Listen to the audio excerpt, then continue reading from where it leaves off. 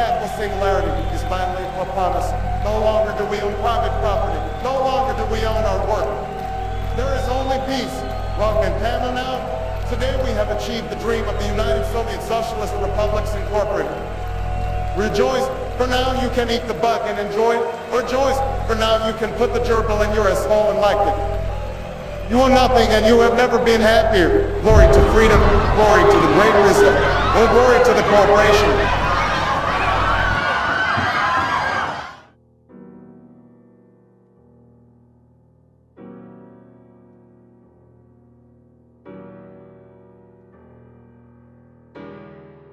Welcome everyone to this week's episode of the PAMU podcast. We have Dank Deleuze with us this week, who runs a meme page called Dank Deleuze, and I assume it's content tailored for people who have not read Deleuze ever in their lives.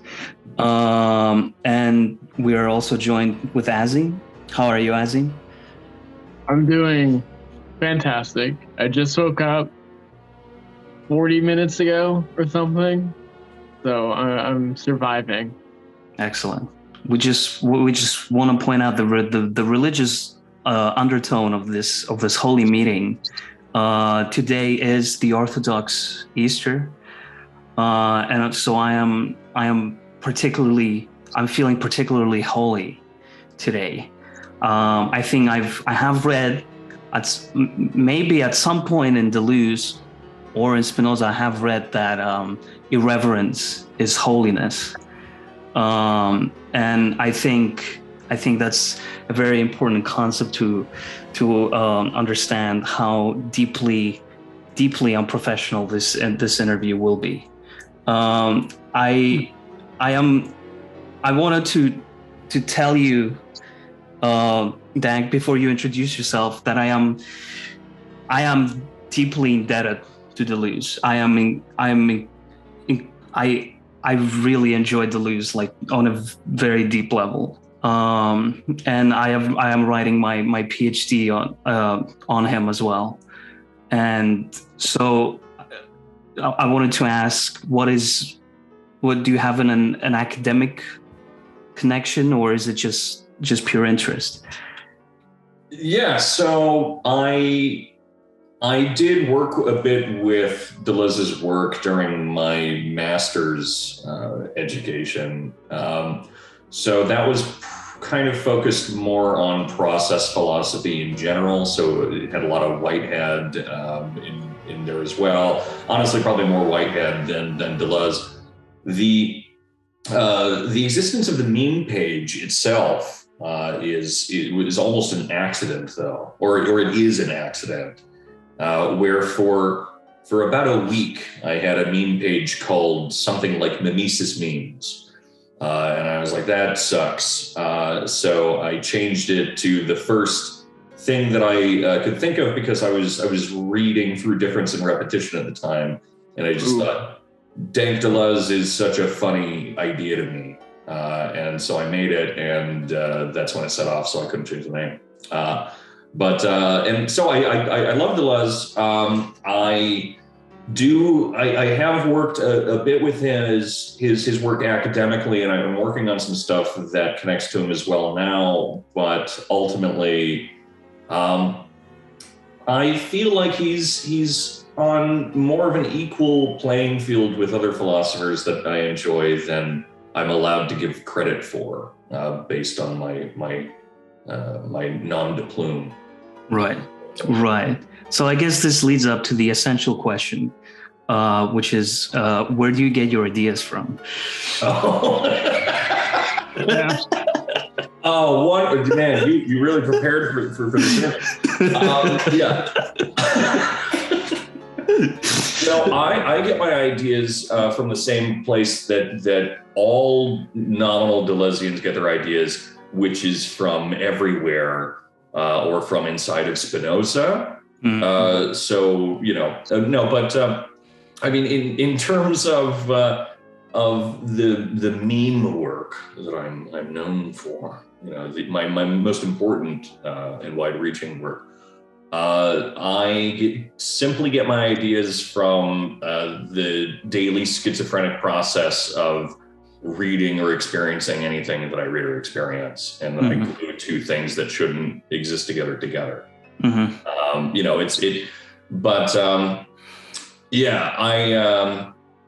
going to confess something on this podcast that I have never confessed before, which is that I'm not actually illiterate, though I would like people to think I am, because it lowers the threshold of what they expect from me, right? It lowers expectations. But sometimes I get my ideas through reading. Wow. It's crazy. It's an God. insane thing. I don't know if people can handle such truth.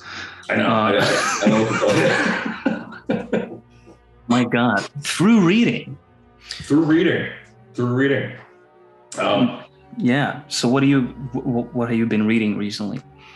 I am rereading right now A Billion Black Anthropocenes or None by Catherine Newsoff for a piece that I'm writing. I really, really love that work. And I am trying my hardest, but for some reason it's my nemesis. But I'm trying to read through Being in Time by Heidegger. I still haven't done it yet. I keep trying. Beautiful I don't know work. why it's so hard for me. It is beautiful, but I just can't get through it. So trying again. Yeah. I wanted to ask you. I have this peculiar relationship with reading, particularly like philosophy books, right? I've been always antagonistic towards secondary literature because it's always it always just verifies what I think. And in terms of primary literature, it's very rarely that I can get precisely into the thought process of the writer, because it's like I'm walking like through an orchard and I am getting my own thoughts all the time. I get completely distracted by tangents in my own head, right? Without writing them down. But I still believe that like writing as like a philosopher is essential to structure your thoughts. So like, how would you confront the text in a sense while like maintaining an authenticity of like what the writer is thinking? Do you believe that like interpretation is everything with Deleuze, or is there like something to the core of Deleuze that needs to be understood? That's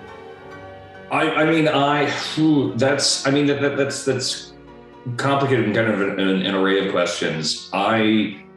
I'm a little bit more on the subjective end and the reconciliatory end than a lot of people are. Like I'm still nonetheless a huge fan of Lacan, which is sometimes a struggle when you like, especially like Guattari, right?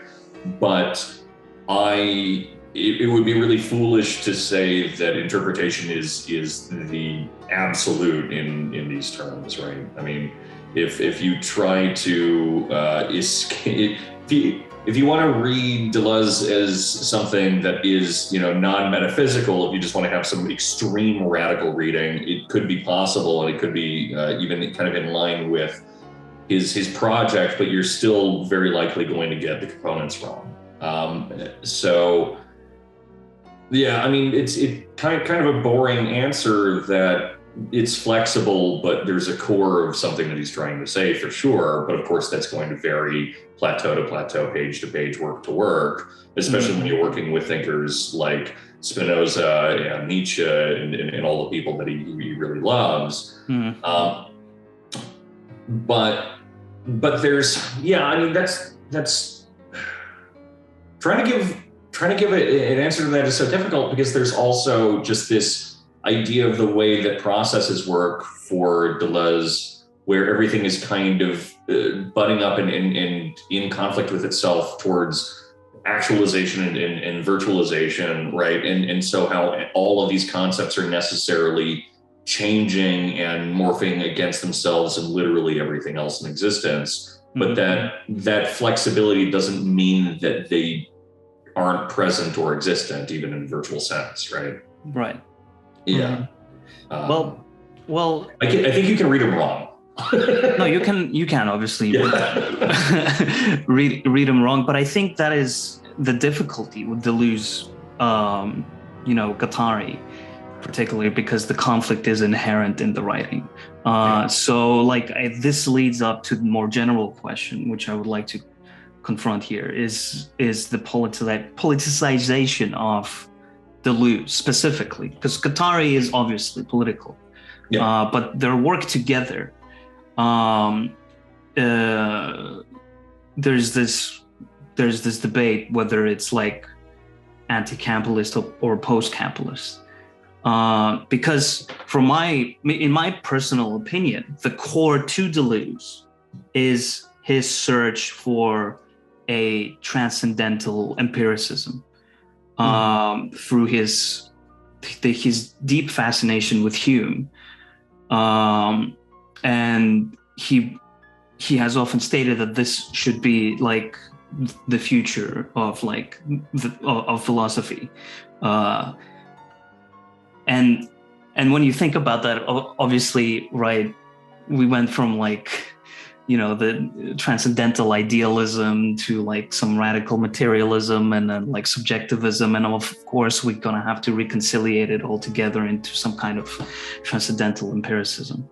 And then on the other hand, Guattari comes in with his political radicalism, and so there's this conflict between a timeless philosophical struggle and basing it down to reality. But when I read them two together, it is still, to me, not entirely context. It doesn't have a context bias in our time. I feel like you can read Capitalism and Schizophrenia, the series, as a post-capitalist work, and even not as a post-capitalist work, as a toolkit, as a timeless toolkit. So I wanted to know your opinion on this. Where do you stand on the politicization of Deleuze? Yeah, I mean, the central to the political functioning here is that Deleuze is a philosopher of newness, right? And so I do think that you can decontextualize it temporally in useful and interesting ways, and I would think that he would want that to occur as if what a philosopher wants matters. But yeah, so anti-capitalist, I think it functions as that. Post-capitalist, I think it functions as that. And really, because we're talking about someone who's really building something of a metaphysics rather than something that's strictly political, though of course, like you said, it has this political bleeding.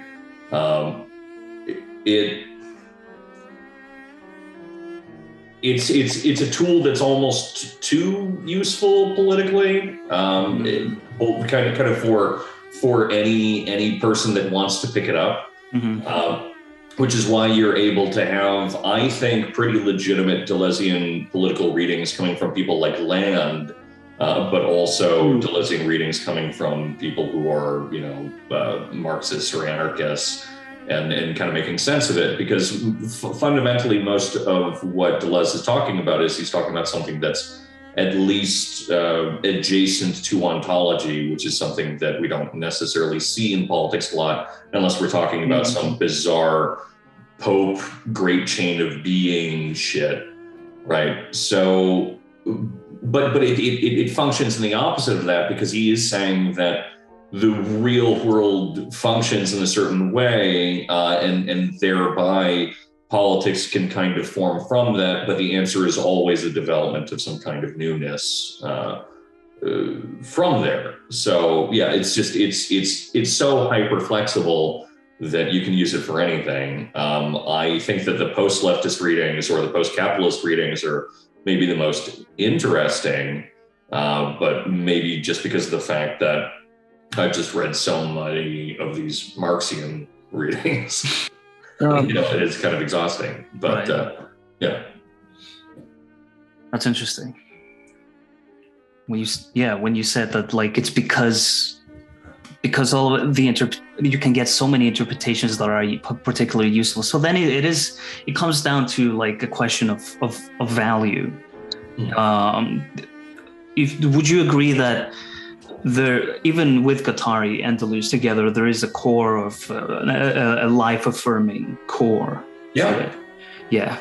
Yeah. Well, I mean, connecting to Spinoza, who I haven't read nearly enough of, and to Nietzsche, who thankfully I think I have, there is this tendency to avoid, the sad passions and affects, right? And more of a tendency to want to enter into, something like a radical joy and affirmation and simply devouring and creating anything that you can. And then that's, and the reason that I think that works so phenomenally well and is something that enters into something like, let's say a really dangerous phrase here, but something that could approximate something like ethical truth, is that it demands a constant affirmation of life and politics and the daily experience of the world, because of the fact that ontologically speaking, there can't be anything else, and anything that isn't necessarily affirming is in a kind of funny denial, right? Because it's still productive, but it's productive in a way that's necessarily reactive and probably damaging to the subject or any kind of political movement, and probably just ends up shoring up whatever it is, combating against, right? So, these sad passions and affects, though I'm certainly someone that is subject to a lot of them, are something that I feel like a lot of people who are nominally Deleuzean still nonetheless really love to engage with, and that kind of that Nietzschean like resentment kind of issue. And because so much of the politics that we arrive at Deleuze with, we hold on to through reading his work, which is this idea that we should simply exist as an oppositional force to something like capital and hierarchy, that we should simply resist and resent and go through our day that way, which not only is not productive for that kind of basic ontological reason that I kind of mapped out, but also simply evacuates you of subjective experience. Right.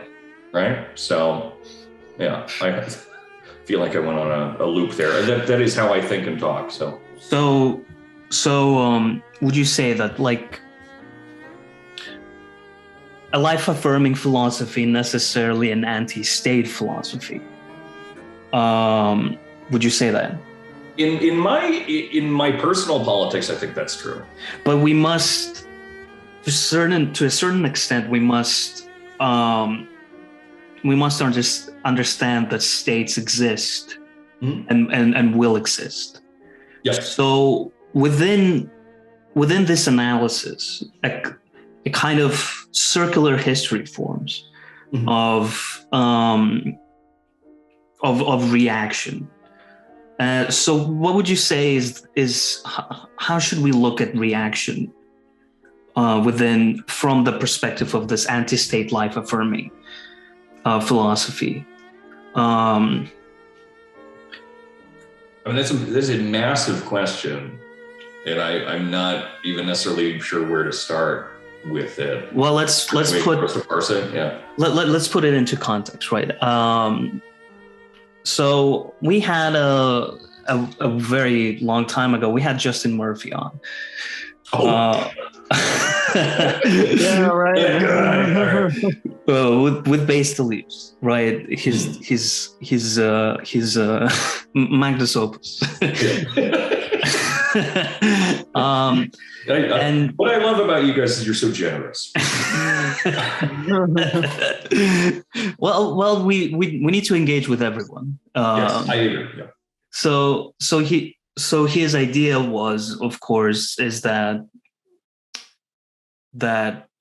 through Deleuze, you understand this tendency towards stratification, and you can, and to it within the context of his weird contrarian agenda, you can jury rig this tendency of a nomian type of consensus towards a kind of Catholic revival. Mm-hmm. And when I was speaking to him, I understood that he was looking at it from just one eye, right? Like he was looking purely at the tendency towards stratification, towards a nomian tendency. But there is also obviously on the other side, there's the antinomian tendency towards, well, I guess, destratification. So, but like at that moment, I realized that you're unable to kind of be an anti-state agent of anti-stratification and believe in like the sanctity of life and whatever, and without being able to confront the inherent like human tendency towards reaction. Yeah, and I mean, no philosophical system or I mean, nothing has ever derived from lack, right? That nothing has ever just popped into existence from nowhere, and nothing has ever been absolutely dissolved into absolute nothingness. So anytime we have any kind of revolution of thought or any kind of new radical idea, it ultimately is just a recombination of some sort, or just kind of a vast interaction of parts. So the tendency for things to become stratified, which again is something that I would agree with you that it is kind of looking through one eye, as you said, or ignoring the fact that like I ended up gesturing to earlier, that as things actualize, virtualities kind of begin to occur as well. Mm-hmm. That an assemblage produces possibility, but an assemblage itself can continue to change. That just the idea that things can only by necessity be productive or additive doesn't necessarily lead us to the point that things need to be so nomian or absolutely governed, right? That through a recombination of a lot of these elements, like the consideration of Schreber's body kind of issue, we I think can find ourselves at more egalitarian, non-hierarchical, non-stratified kind of considerations of life simply through the reconstitution of its parts, which also allows you to do things like believe in the sanctity of life or whatnot. Yeah. And I think that there are some elements that, though not absolutely essential and not absolutely necessary, are such helpful tools in this kind of recombination and movement through Deleuzean thought that you almost can't exist without them, and they end up mapping onto the way that we produce these considerations and recombinations. Things like this tendency towards affirmation, right? How can you have an affirmative politics or affirmative philosophy and not come to conclusions like some version of sanctity, or at least some version of joy, which I feel like ends up connecting into something like sanctity, even if it is like you said actually before the podcast, that, you know, what exactly was the quote? It was about irreverence. His holiness. Right. Irreverence is holiness, right? And you can build up these ethics, again, to drag back a little bit closer to Spinoza, through simple affirmation and again, this recombination. I feel like I've just spoken in the loop again, but yeah, I don't think that it necessarily stratifies and produces hierarchies. I think that that's a really reductive way of reading Deleuze, that is relying on a pre-existing politics and thereby ignoring his entire project. I guess what I'm pointing towards is, okay. No. It's like this. We have to understand, if we want to build a life-affirming politics, which I'm not sure is possible on a kind of mass scale, right? Sure. Yeah, that's complicated. We have to understand the inherent instinct of any government project to self-immolate. So when I look, so what is this where we become accelerationists? yeah. To a certain extent, you have, like, what happens after you accelerate? Do you just stop? Right. I've always like struggled with this question. Is that like whenever you think of anarchism or Marxism or whatever, all these projects, you know, you achieve what seems to you like the ideal, right? And then what? Do you just become the new stratifier that attempts to maintain your holdings and your like fulfillment, you know, and then that's it, you die. So like it has to be like what like true acceleration has to be confronting the fact that every government system self-immolates. So you have to, but at the core, you are life-affirming. So you are anti-state against all states. You have to accelerate every kind of state, even if it agrees with your kind of moral backbone, right? So then the question becomes of finding meaning in arbitrary constitutions and impermanence. So when you build like an anarchist commune, right? I always think, okay, it's not gonna last, right? but the brief moment where it does last is worthwhile. Yeah. But why is there meaning in that? Is it because we experimented? Is it because we found a new kind of assemblage, a new kind of relationship? What is the meaning? Is it just because it's new? I mean, I think that all of that is certainly part of its value. But I would also say that, you know, just the fundamental subjective experience of, you know, people's lives being more free matters immensely as well, just on an individual basis, whether or not it applies to more widespread politics or falls on its face and disappears forever. Yeah. I don't really think that is to its detriment, right? But I mean, I'll also say, you know, one of the thinkers that is most important to me is Bataille, right? Yes. And the thing that I feel as kind of a guiding post for thought like this, but also all thought in my mind, is, you know, his definition of eroticism, right? which is affirmation of life to and beyond the point of dying, right? Where all of these affirmative actions and performances and in politics and recombinations are all part of some motion towards its own extinguishment, its own decay or demise, like you were kind of mapping out.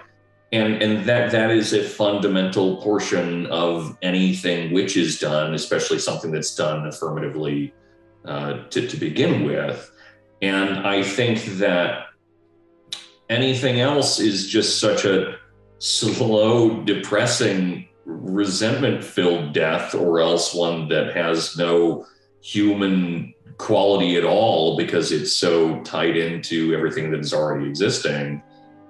Because I do think a fundamental part of being human is to be contrarian as a subject.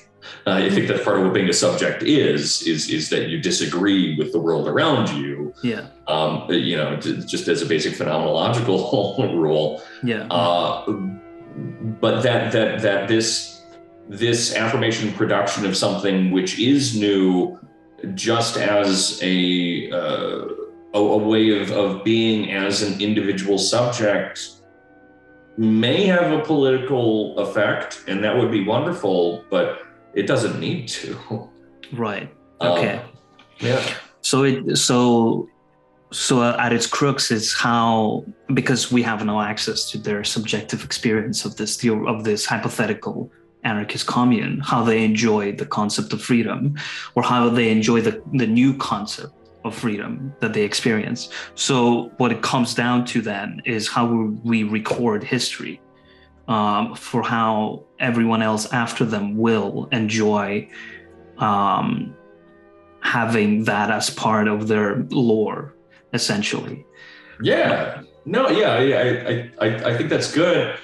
I mean, so many of these, again, what I said before about Deleuze's politics as being almost too useful, I do mean that because you can apply that exact same kind of thinking to,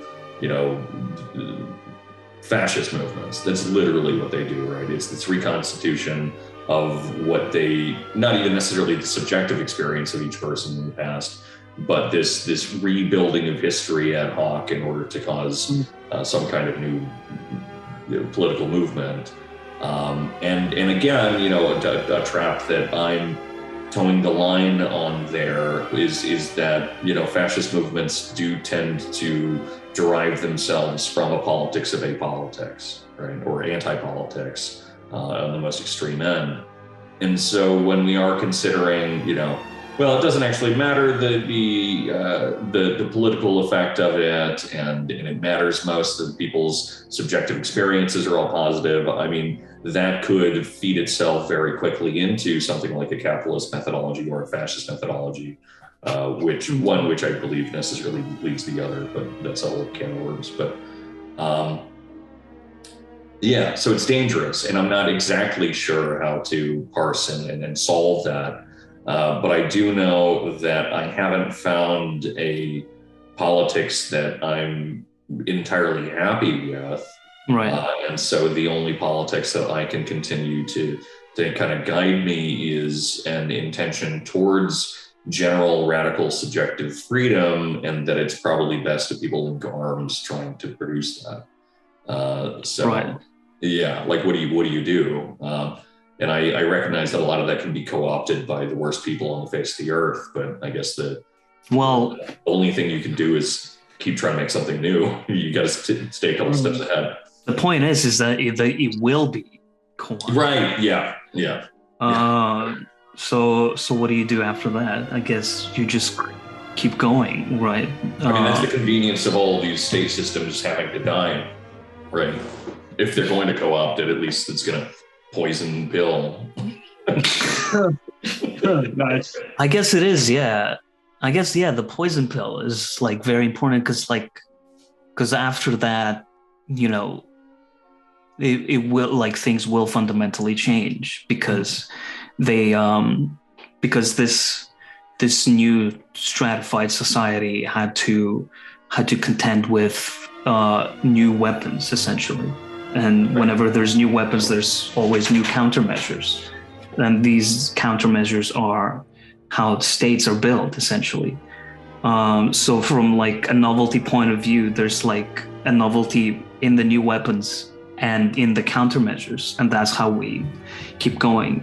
You cannot necessarily look at this as progress. I want to look at it as progress in terms of a certain feeling of human confidence, in the sense that after we have monumentally fucked things up, we remember the event and we have this kind of weird like confidence in ourselves that I am not going to stoop down to this type of petty bullshit again.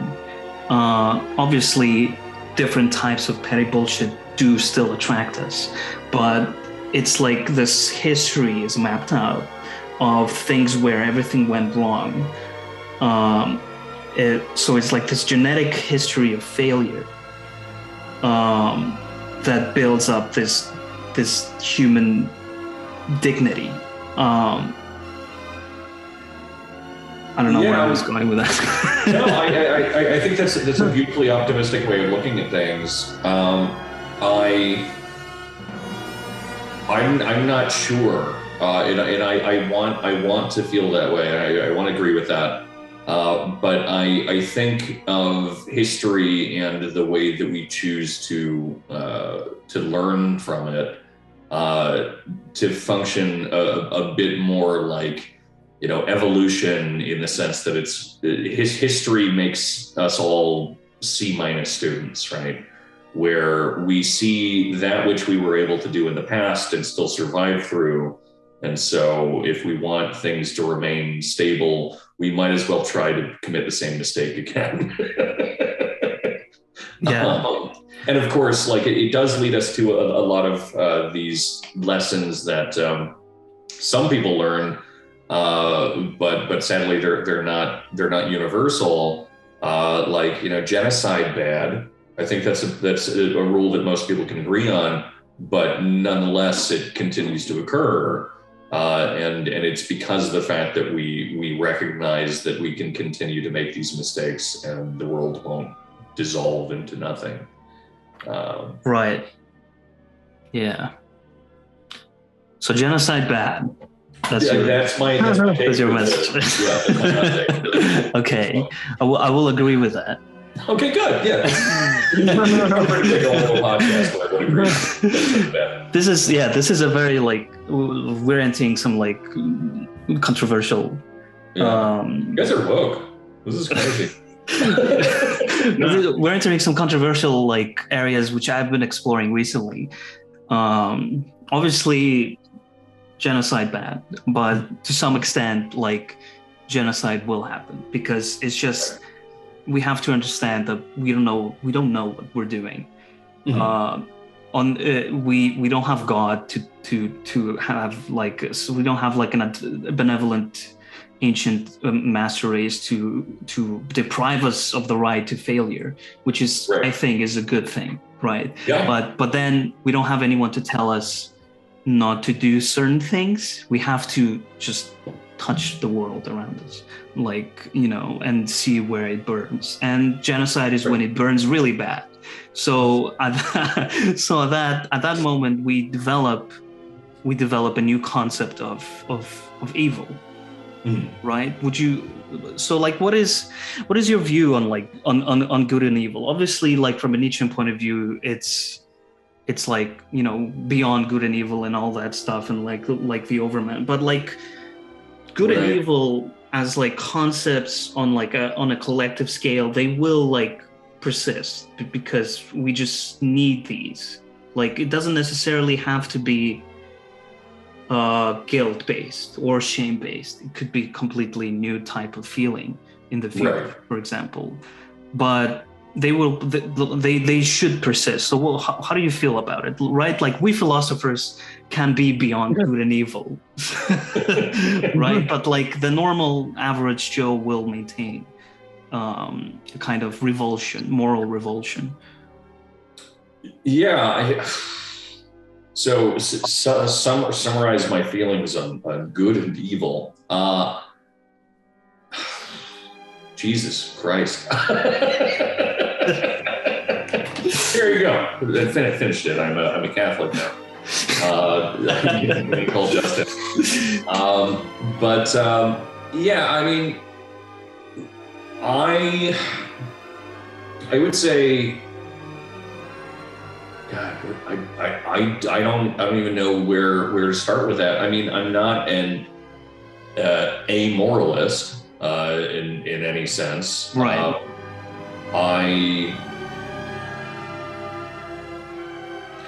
But I also kind of fundamentally don't think about morality very often. It's not the type of philosophy that I generally end up doing. Okay, so know yourself, right? Okay, as a scientific subject, looking Right. at people around you and how the world works. What do you think about good and evil? I mean, that's the problem. I can answer for myself, but it's difficult to answer for the world. Okay. So, I mean, I think that a fundamental rule that makes something good is that it allows for the agency of others, right? Allows for, doesn't necessarily force. Because forced agency becomes its own thing. We'll give you access to healthcare, right. But yeah, I mean, I think that's a kind of fundamental rule. I do think that that it, of course, shifts and evolves and can be difficult to capture in that sense, and kind of necessarily needs to. Especially in periods like we are now, where morality is so tied into something like this kind of identity epistemology or something like that, and how it becomes this development of something like it becomes too stratified. I don't know. This is actually a surprisingly difficult question for me to address. I'd be curious to hear your thoughts on it. What are your thoughts on Well, that wasn't my intention to drive into my own thoughts. No, but I would be curious to hear about it. It is. I'm frankly surprised by how difficult the answer is for me to muster. Well, I've always been fascinated by the human like fascination with constitutional opposition. And why does that work? Why does it work for us? Do we have some kind of like an a priori like enjoyment in completion? And necessarily, if there is a thing, there needs to be its opposite, and together they are complete, right? So I started thinking, how good does not like actually like exist in the world. Like there are no like good events that teach us about goodness, right? It's always atrocity. It's always like it's always evil, and it's always atrocity that happens, and then through that we complete the circle with the good, right? That supposedly how the good here will lead us away from atrocity in the future, but of course we get carried away and new atrocities happen. So at every point in time, when these like monumental atrocities like in our history like appear, there's a fundamental shift in like people's like conception of good and evil. And this is where these new types of assemblages are formed. Right. This is where this confidence is built. Confidence, it's just like confidence. We're confident enough to try out new things because the past remains petty and atrocious. Right. And I do think that there's something to be said. Sorry, this is going to sound almost like a Jordan Peterson line, but one of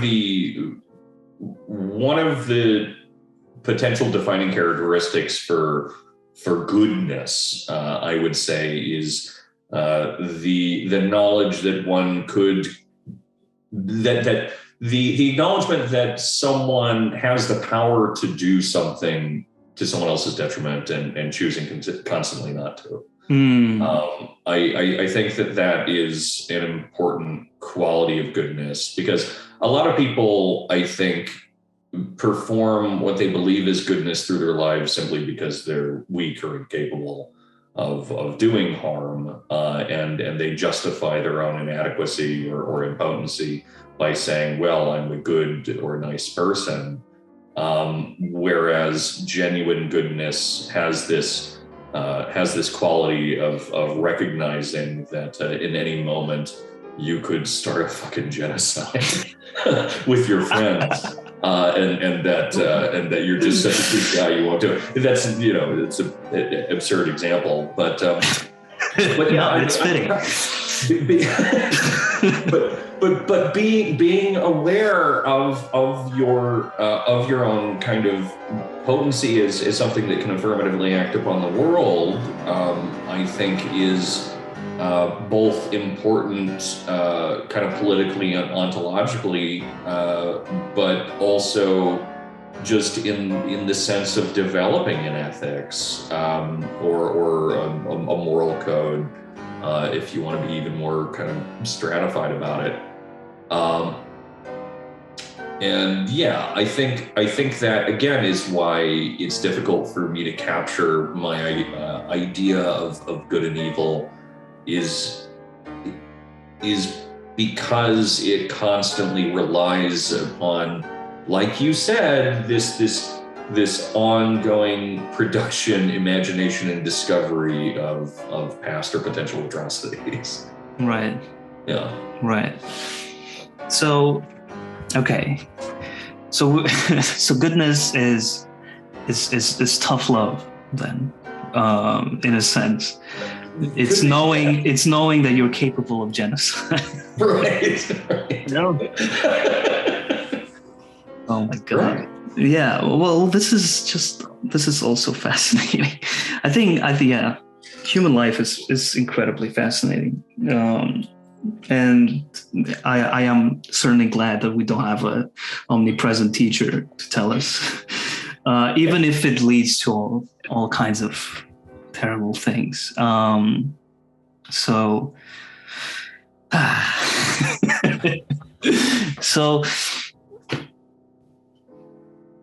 I wanted to, I guess what I want to lead this towards is political and moral projects. Reading through Deleuze, we should understand how the kind of resistance that the new receives. Obviously, desire seeks greener pastures.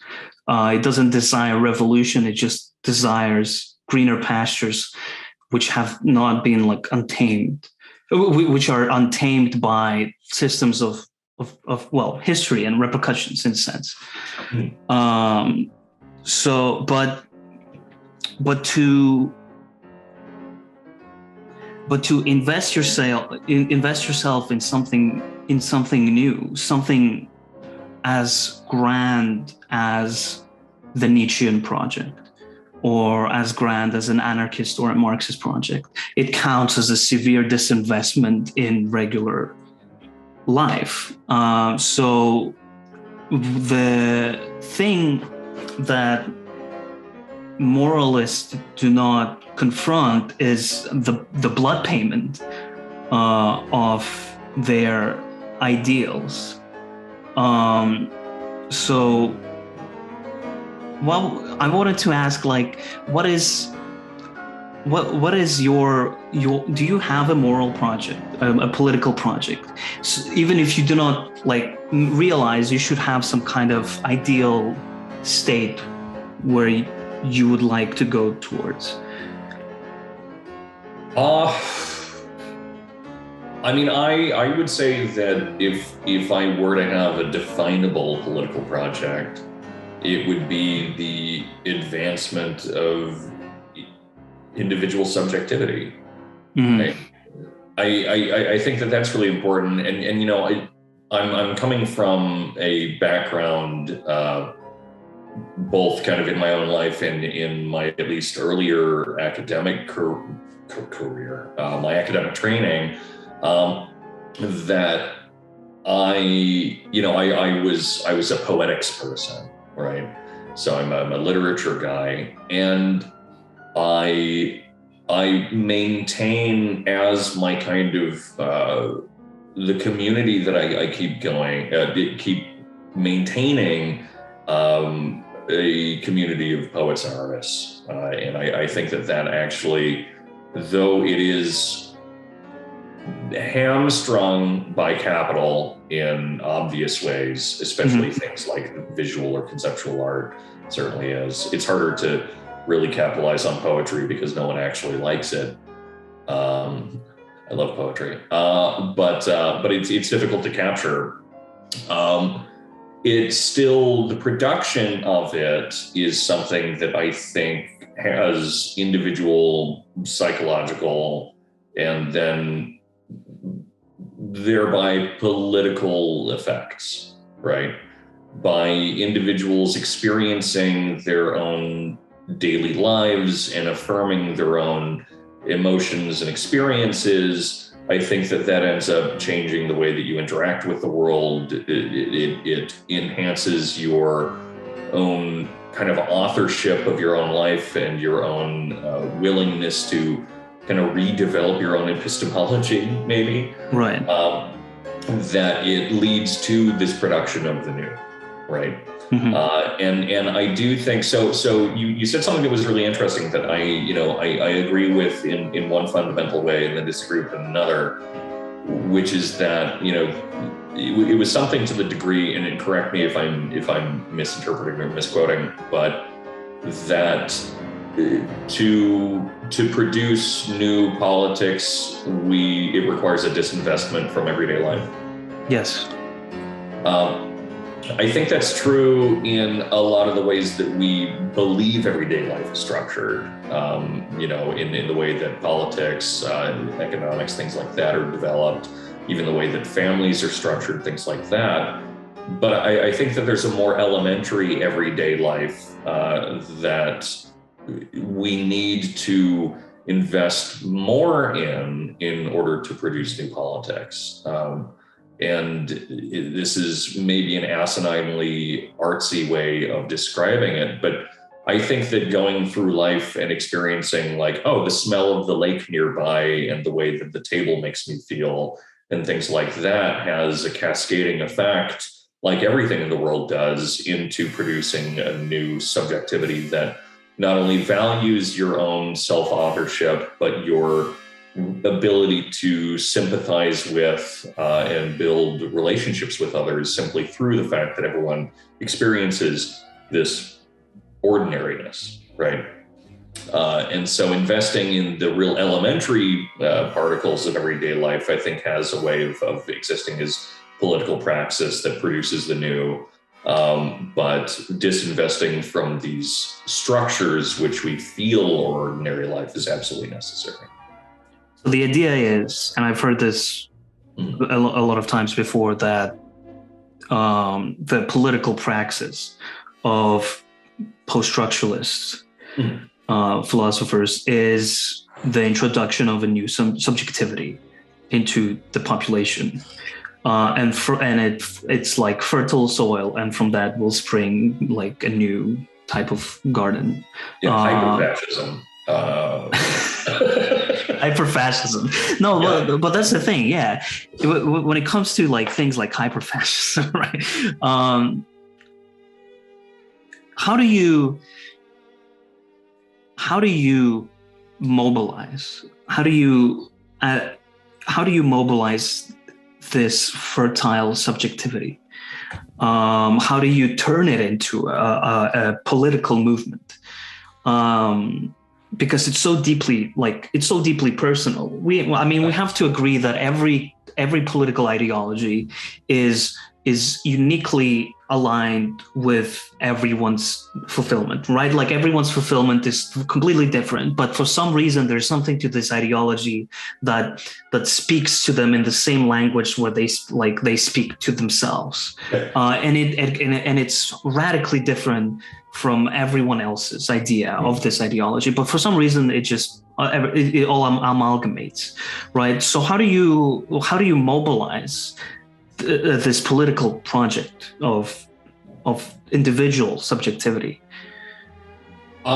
So especially living in this bizarre algorithmic control society that we live in, where everything is kind of guided by our decisions to not make decisions, right? I do think that it is. I think the idea of more widespread political projects to begin with is something that is optimistically, indomitably difficult to perform, and more cynically, perhaps impossible or not worthwhile, right? So we have a politics, at least here in the U.S., and I believe it to be, from what I see, more or less the case in the U.K., where the political structure of the society is increasingly weakened, and we have more and more capitalistic or industrial power that actually ends up defining the way that decisions are made and the way that society ends up functioning, right? Mm-hmm. And that ends up becoming dependent again upon these control loops and the way that individuals end up making these non-choices about, what to buy, et cetera, et cetera, et cetera. So, and I to get ahead of myself, I am in no way suggesting that consumerism is going to be our answer to politics, though it may sound as if I'm going in that direction. But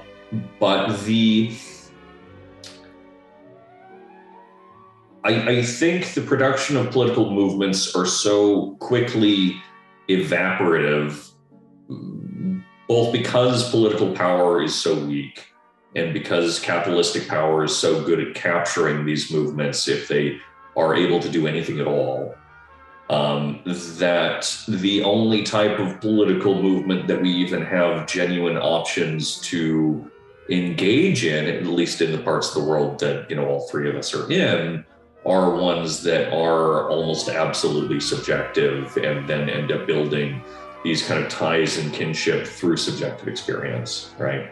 Mm-hmm.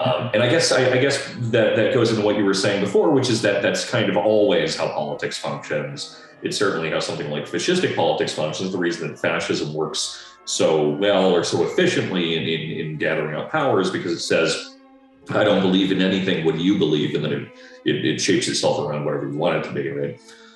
But I think I see more political praxis performed simply through communities existing as communities than I see in genuine or quote unquote genuine political groupings, right?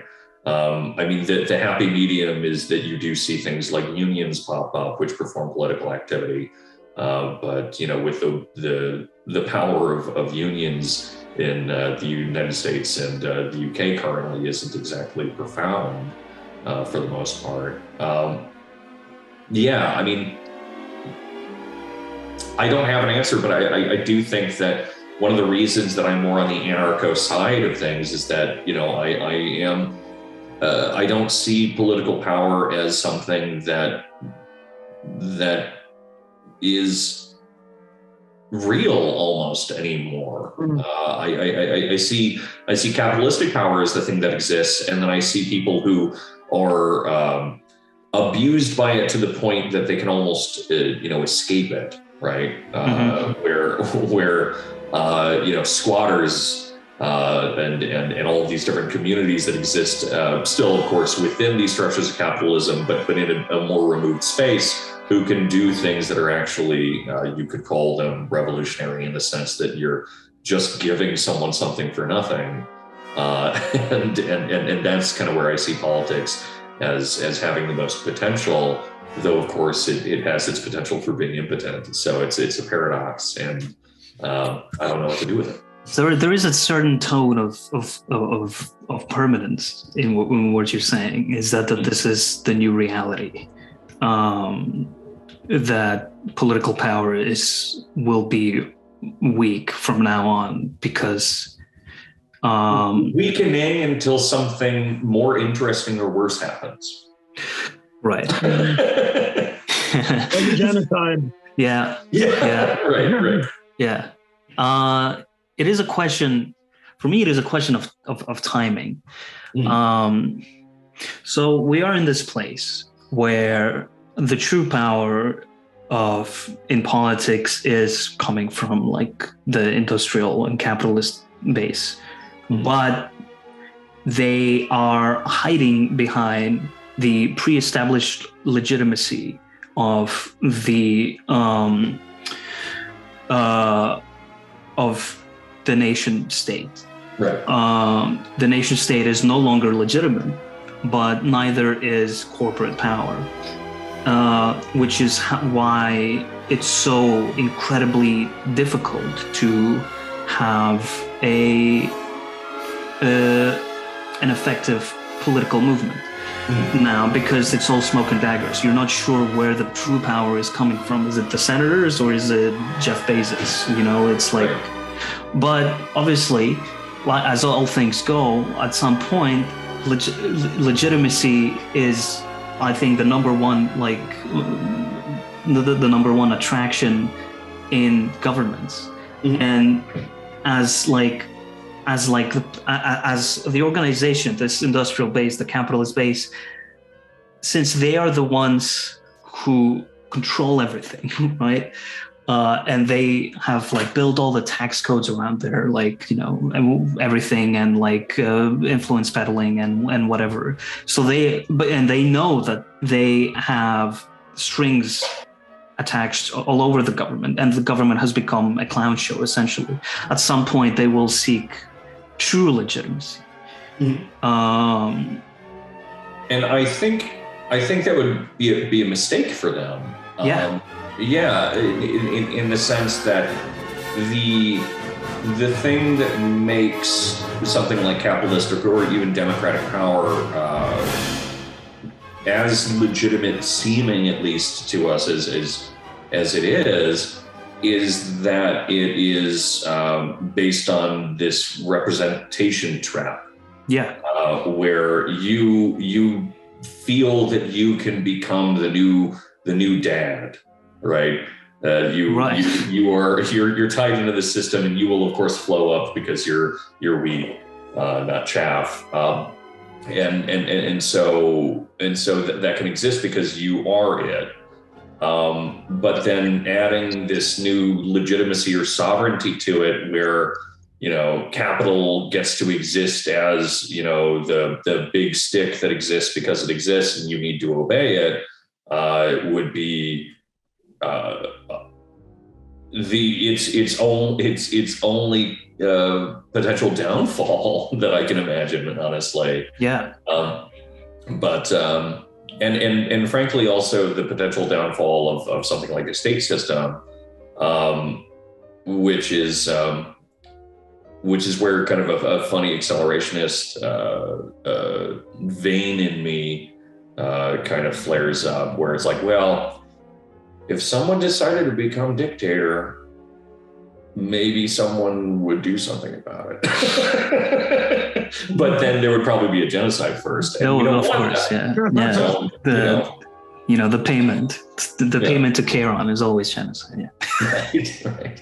I mean, yeah. So here is when that moment of transition is when we realize that the body of capital reverts back to the body of the despot, and that is a completely possible scenario. It is. Would you say that it was Deleuze and Guattari's fault that they did not include a scenario like that? Because obviously in that paragraph where we get the famous line that maybe we should accelerate this tendency, they spoke about like market fascism as an alternative, and like ethno-nationalism and whatever, and like it's all the same, but yeah, maybe we should accelerate this tendency because the capital class will eventually seek the legitimacy of the despot.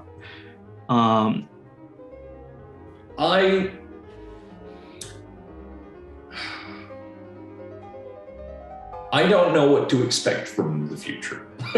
Right. So that's my first thing.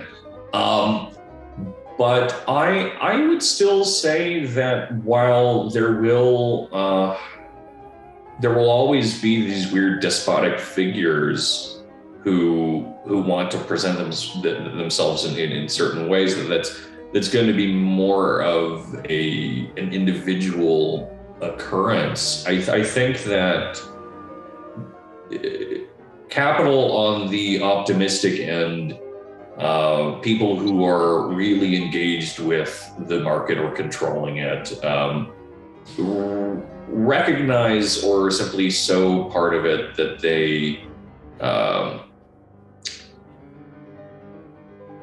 recognize that everyone is integrated into the market, and the market's integrated into everyone. And so why would you try to capture more power in a despotic sense? I mean, the power that a market or capitalism has is the fact that it is diffuse and atomized and kind of integrated into everyone. And so trying to demand all of that power for yourself dissolves that. And I think that people are aware of it because you need someone to pay you.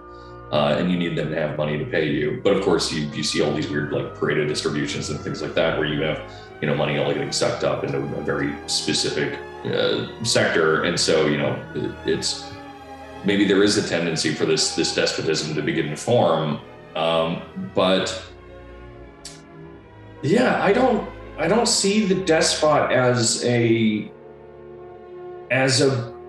believable trajectory. I don't. I see it as being one that it just becomes more and more diffuse over time, and that's the way that it becomes totalitarian. Is that it's the control society problem. Everyone becomes their own despotic father, and then that's very difficult to escape, and it's very difficult to change. And in my subjectivity, fix for it also has the potential of making that even worse. It's a nightmare. Right. I don't know. So okay, yeah, that's a fair point. If you do look at capital as it is exceptionally efficient. It's exceptionally effective. So why would you want to be a despot in it when there is no guarantee beyond the curtain that you will get any kind of the same kind of freedom as you would with the representation problem? Yeah, especially because you see so much of this power that exists inside of market systems sitting in like locations of arbitrage, right? Where you have you're able to make a ludicrous amount of money and have a huge amount of power simply by trading a good in one market into another, essentially. So just finding a slightly more efficient price, and that not only makes the market function more efficiently, and kind of continues this ability for it all to become kind of miscible with itself. it removes, I think, a lot of that urge and certainly the pragmatism of being despotic. You want to be arbitrary. You want to be able to make choices, but these choices are simply made in the sense that you're moving things around. You're not telling them what to do, if that makes any sense. Okay. Well, that's, yeah. Like You're the right. market needs to exist for the market. You can't just tell it what to do. That collapses the market. Yeah. I guess it's like it is a bit like the IRA, like trying to kill Thatcher. It's like all it takes is one despot to kill capital, one irrational despot who looks at the effectivity of capital and efficiency and thinks that I can do better, right? Yeah, I'm thinking about what would happen if tomorrow one of our governments decided to make a command economy, right? Where the military just decides whether or not you have Cool Ranch Doritos or not. And of course, people are going to be pissed about that. But what would occur as a fun experiment? Probably genocide. We're always coming back to that. Yeah. So it is that's an interesting thought. That you would imagine that the catalyst of something like this would be a crisis, but like capitalism is built on crisis. Yep. So what kind of crisis would it take for a despot to emerge? Yeah, again, that's my problem with the despot idea. Mm-hmm. Right? Or one of my problems with it. And again, to just clarify for anyone that's zoned out for a bit, we're talking about someone who's despotic over markets, not necessarily a governmental despot. Because I think that the production of a governmental despot is something that's a lot easier to perform, or at least to imagine. And I think that a governmental despot is something that does occur with the crises that make capital stronger. Yes. Like one of the real defining characteristics of fascism, I think one of the reasons I keep bringing up fascism is I'm teaching a workshop on the weekends about it. So if anyone's interested, blah blah blah. But yeah. So one of the defining characteristics of fascism, in my mind, is that it is an internalization of essentially colonial force, which occurs when you no longer have externalities to take advantage of, or not even that you've run out of externalities, but that there are fewer of them. So you're not able to take advantage of other people quite as much. There's a crisis that occurs there. Now you need to find something to produce the surplus value out of on the inside of your borders. And then this loops out, and then eventually you start invading other countries because you run out of crises internally and you need to produce them outside. It's all back and forth. And so, yeah, I do think that these crises, at least in the 20th century, I'm not sure how it would function now, but these crises do have a tendency to make governmental power stronger while making well, not stronger, but more consolidated. So some people become stronger. But if there's been anything consistent in the last fucking presidential, the last, God, maybe 12, 20 years in America, is that executive power is better at it's more powerful in the sense that it can start arbitrary wars, but that's because capital wants that to occur, but weaker in almost every other way, which is fascinating. So I don't know. I'm thinking out loud about a lot of this, but. So it would have to be an outside despot, like China. Maybe. I don't know why we're trying to find a way to make this despot thing happen. Well, no, because we want it to fall apart. But yeah, I have no other fucking intention here. I don't want a despot. That's just like the second phase to my plan. Once the despot comes in, we accelerate the despot, and then once the super like liberal communist utopia comes in, well, we accelerate that as well. Yeah, so what we really need for our political project is the Cool Ranch Dorito command economy led by Elon Musk. There you Elon go. Musk. Oh my God. Because to me, Elon Musk is the only person who can build myth in the capitalist class. That's fair. Exactly. Yeah. If I always ask myself, right? Like I go around like because I work in an office as well, right? So like there's like always these like posters like telling you how to to be reasonable and blah blah blah, and how to like what to think and what to believe in, right? And then there's always these ads that are trying to be inspiring to you, but they are never like there's been studies made that they're ineffective, the inspiring ads type. But then I think, what corporation is like, is there a corporation right now that can make inspiring ads that actually inspire you, make you believe in their message? And I would say that's Tesla. Yeah, I think. SpaceX, yeah. I'm sorry, what was that? I said Tesla and SpaceX would probably be the only corporations that inspire anything. Yeah. Yeah. I think one of the most effective ad campaigns, at least in that kind of propagandistic sense, was Elon Musk telling people they could go to Mars. Yeah. Right? Everything's going to suck here for forever. I get it. It's going to get worse. Let's go hang out in my new cool man cave. Yeah. That's the perfect myth for the 21st century. Yeah. So if there is anyone, it would be Elon Musk. So watch out. Yeah. What do you think Zoomer Elon Musk is going to be like? There has to be someone that replaces him. Oh Christ, that would be. I always.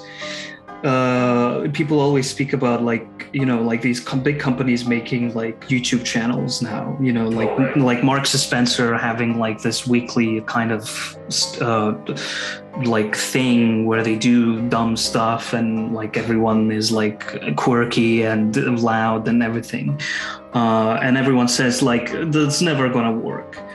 But then I ask myself, what if we get in the future like a corporate YouTube channel that works?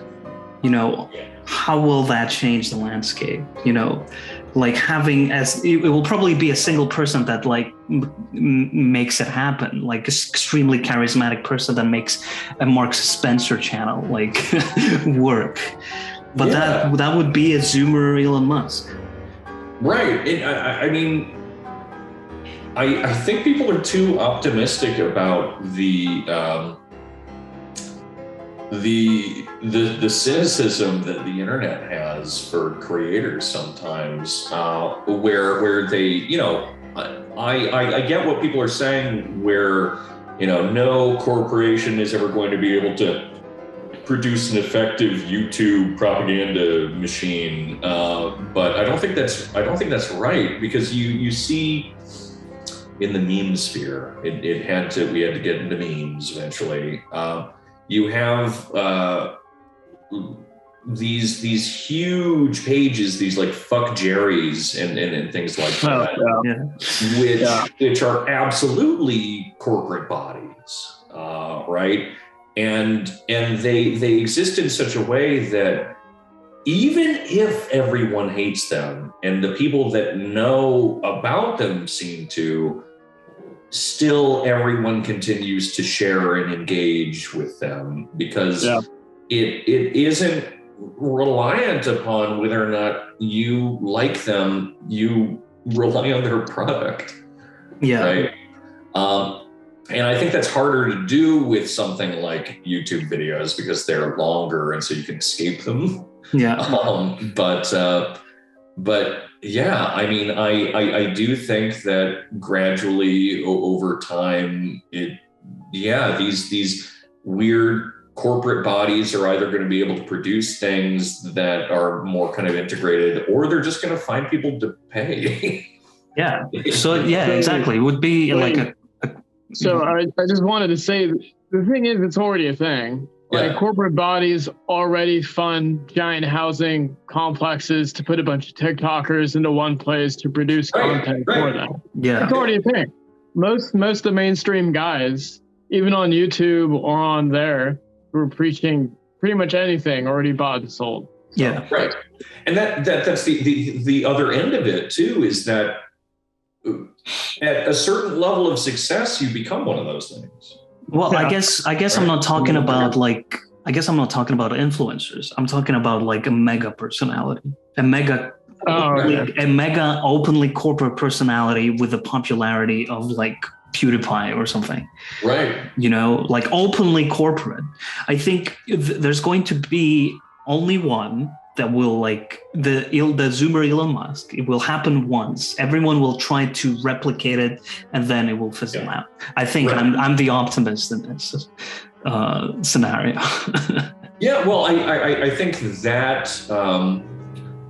that bloom will die, but there's still going to be seeds that you know, whatever new platform exists in the future, there's going to be another weird version of it. There's going to be generation W, whatever versions of it that just keep sprouting back up. There's always going to be one, is what I'm saying. Yeah. But thankfully only one. But actually it might be better if there were 12. Yeah. Multipolarity, let's go. Oh my God. That's crazy.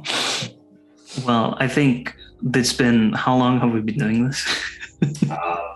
Man, Vlad, you just took control of the whole conversation that time. Your third eye activated and you just kept going. I was like, damn, okay. Sorry, it was an very interesting conversation. It was really interesting. The conversation just flew by. So, well, I hope everyone enjoyed this, and I hope we'll get you on the podcast again, Dank Deleuze, if that's your real name. It's not. Excellent. Then we can have more conversations like this. Thank you very much for joining us. This has been the PAMU podcast with Dank Deleuze. A fascinating conversation. And God bless. And the Christ has risen. God bless. God bless. Yay, genocide.